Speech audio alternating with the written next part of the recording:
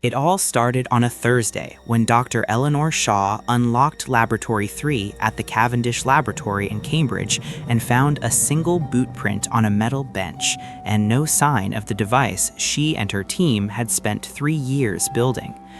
The date was 11 October 2012, the hour stamped 0803 on the laboratory log. The stolen object, cataloged as Project Meridian, was an experimental chronometric resonator, a compact array of superconducting rings and laser circuitry designed to stabilize phase drift in precision timekeeping. To physicists, it was anticlimactic. To everyone else, it would later read like a crime that bent the rules around it. Cambridgeshire Constabulary opened case file CVG-2012-1149. Detective Inspector Mark Talbot of the Major Investigations Unit was assigned. The scene obeyed rules of ordinary theft: forced padlock on a service door, a single access card swipe an hour earlier that matched Dr. Shaw's credentials, and a janitor, Mr. Ahmed Karim, who said he had seen a delivery van pull up outside between 3 and 3:30. Yet the digital evidence refused to settle into normalcy.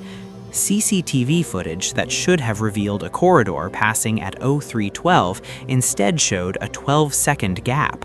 An adjacent camera recorded the corridor a minute earlier than the building's master clock allowed.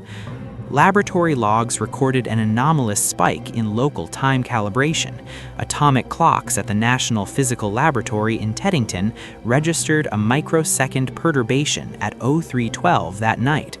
Forensic analyst Dr. Susan Ortega, testifying in a later inquest, described copper traces and an isotope signature, a transient deposit of polonium-210, inconsistent with known sources in Cambridge.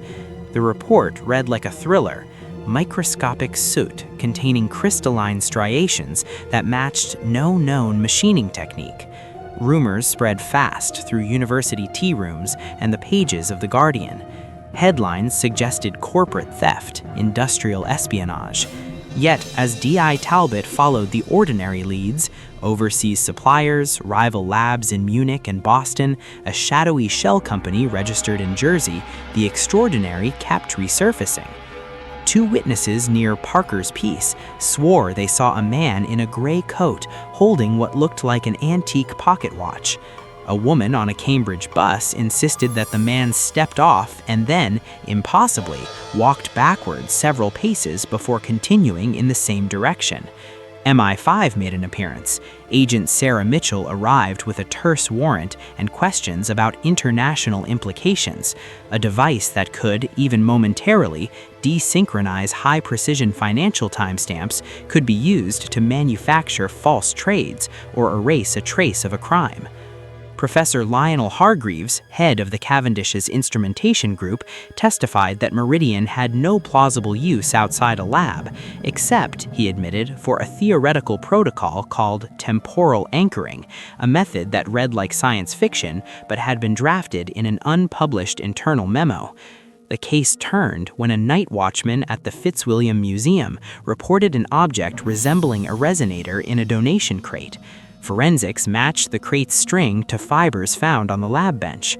CCTV from the museum, however, contained a further complication. The crate had arrived in the pre-dawn hours, yet the registered courier's tracking showed the same crate posted 2 days later from King's Cross. It was a chronological contradiction that could not simply be ascribed to clerical error.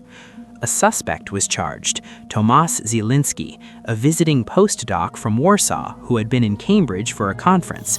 Zielinski had the motive, academic envy, and a pending fellowship lost to Dr. Shaw, and the opportunity, according to RFID logs. He told police he had been framed. During his trial, evidence slipped like mercury. 2 lab technicians recalled seeing Zielinski leave the building the night before, yet his university ID showed him entering an hour after the alarm. The prosecution's timeline unraveled when a key timestamp on a handheld recorder rewound itself in court playback. The jury returned a hung verdict. Public inquiries followed. In a hearing at the House of Commons, witnesses described their instruments behaving as if time itself had hiccuped. The Ministry of Defense quietly requisitioned remaining components of the Meridian prototype and invoked national security. Files later released under a Freedom of Information Act request were heavily redacted, but included a note from MI5. Temporal anomalies observed in Cambridge, October 2012. Potential for criminal exploitation. Exercise active concealment.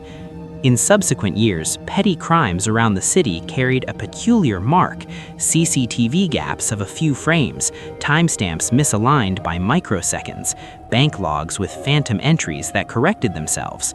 Dr. Shaw published a paper on phase-stable oscillators and never again built anything as controversial as Meridian. Tomasz Zielinski emigrated to Krakow and declined interviews. D.I. Talbot retired with a folder of photographs, a boot print, a soot sample, a single photograph of a man in a gray coat looking at a pocket watch.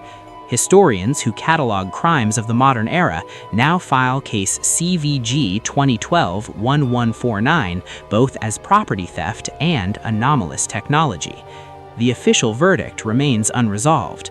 The city keeps its clocks synchronized to Greenwich Mean Time, and at the Fitzwilliam, a crate sits unmarked in storage, its contents listed simply as assorted scientific equipment, provenance uncertain. The last line in the case file reads like a warning: if time can be stolen, the chronology of guilt becomes negotiable. Proceed with caution.